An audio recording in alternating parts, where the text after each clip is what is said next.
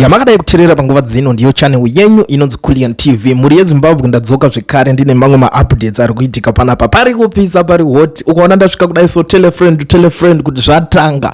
Kulian is online. Right. Chekutanga rekedza titangire pane nyaya ya Chief Justice Malaba. Mawana mkomana nguva yake yakwana yekuti achisiya basa. So Zimbabwe's controversial Chief Justice Luke Malaba is set to retire on 14 May after a tenure marked by persistent allegations of judicial capture by ruling elites. He was granted a highly controversial and constitutionally disputed term extension in 2021, a move by many viewed as a test case for broader constitutional changes that have since fueled divisions within the ruling party. During his time as Chief Justice, Malaba presided over several contentious rulings, including the August 2018 electoral dispute, where his decisions were widely criticized and raised serious questions about judicial independence and the integrity of the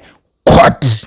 Pakashata saka nguva yacho aiwa zvaita wedwe yakwana munhu akambotambirira pagraph ingoti these days zvakutyisa ka unoona kuti musi wako uroda kuinonhingira pachoka potonzi since patiri kuto amenda the constitution inogona kungo amendwa chinhanhira neikoko but nguva yemunhu kana ichinge yatokwana inenge yaita sei inenge yakwana. Now a lot of people are complaining vanotaura zvakasiyana pamusoro paMalaba because vanhu vane hasha dzekuti iwo Malaba wakazongobuda ukavarwa kopo in 2018 saka that legacy iyoyo wakasiya vanhu havambofe vakazvikanganwa vanoramba vachingozvitaura every time chigumba Malaba vekutozoti vakomanaka timu yacho first 11 yacho inenge yakatooma vedwe kuti chigumba Malaba then anonzani matanga timu yacho inenge chingonetsa kuti pakadai uyarapa muchidai so muchingopasirana bhora ndo masystems acho anenge achinzi masystems akacapture. So people are actually saying the problem we have today in Zimbabwe is there is no separation between ZANU-PF, the party, and government, the military and judicial.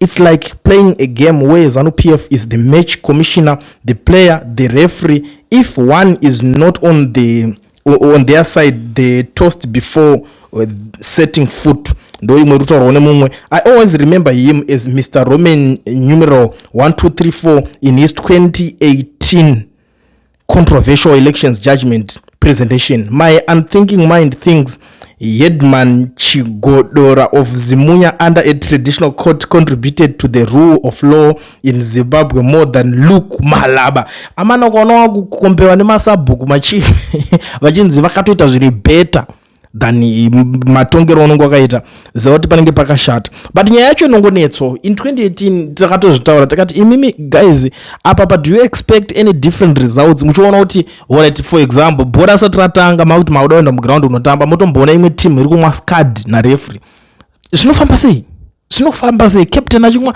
scad vice captain achimwa scad na referee unohwina nyaya yakachisho yakadaro unoziva nyaya dzavanenge vataura vanhu kuti vanenge vachitamba vese saka nyaya dzakadaro dzinonetsa. Malaba never did any justice to Zimbabwe. He in fact further destroyed the judicial processes of Zimbabwe. Ndo mamwe mashoko ari kutaurwa nemumwe panapa kuti hapana zvinozikanwa, hapana zvakamboitwa zvine musoro. Our institutions have never known freedom and peace from Rhodesians and the Queen to the Smith regime. Now ZANU-PF, these courts have never been independent. Ndo mamwe mashoko ari kutaurwa nemaZimbabwe vari muchiki zvekutodaro vanhu vanenge vakatsamwa baba ndosaka tati dzimwe dzacho katingodzirora pachishapiriona zvichingoenda umwe ari kuti zvoni hopefully you will be able to see and enjoy the messiness from the terrains. People should not forget that there is a tomorrow. Respect, kindness and good manners zvakavharana zvakadaro. And umwe ari kuti I also blame the opposition that negotiated the new constitution for not pushing for a clear, explicit constitutional provisions that require voter approval for all constitutional amendment. Maybe look extension and the nightmare that is coming could have been prevented.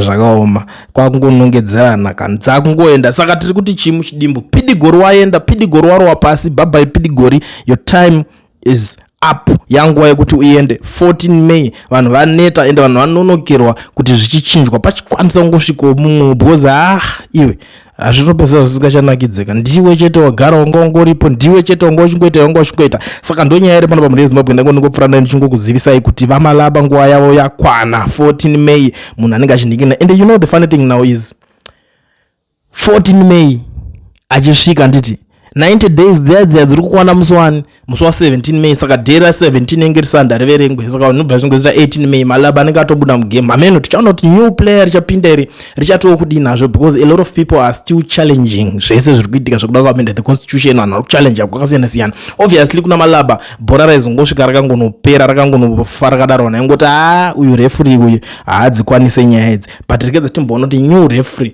achaiswa achange akaita sei. And some people were even trying to were defending, I mean some people were defending Malaba in 2018 vachiti mimi mudota aitawo sei because anogona kutokwadzwa because vanhu vacho vari kudhila navo havasi chip ukuzvona saka zvinonetsa zvinotemesa musoro. You never know kuti zvinhu zvacho zvinenge zvichipera sei ende haumboziva kuti power racho jacho riri kubva nekupi ane simba ndeupi kana jaji wacho achinzi munofanira kutotyirawo futi life yake like iye ari kutyirawo life yake saka munofanira kuityira life yake panenge pakutyisa kuti saka munozvipedza sei. But thank you so much andisida kunyanya kupedza nguva panapa sorry zvenyu nekutaurisa because dzadza kuzoenderera nyaya dzacho but ndisandavaenda zvangu sanda disappear gedza ndi vanhu vakoshandisa mukana uno kuzivisa maZimbabweans ese zvawo vari munyika yeSouth Africa nevari kudawo kuregisterwa macompanies nekuvhurirwa maFNB business accounts vasina mawork permits kana mastudy permits. Ndiri kuti mazuva ano zvava nyore zvava easy. Pane company iyo inonzi Education Research inotungamirirwa nana mukoma Owen. Idzi ndidzo shasha vanokwanisa kuregistera company vokuvhurira FNB business account usina work permit kana study permit uri kwauri ikoko ivo vari kwavari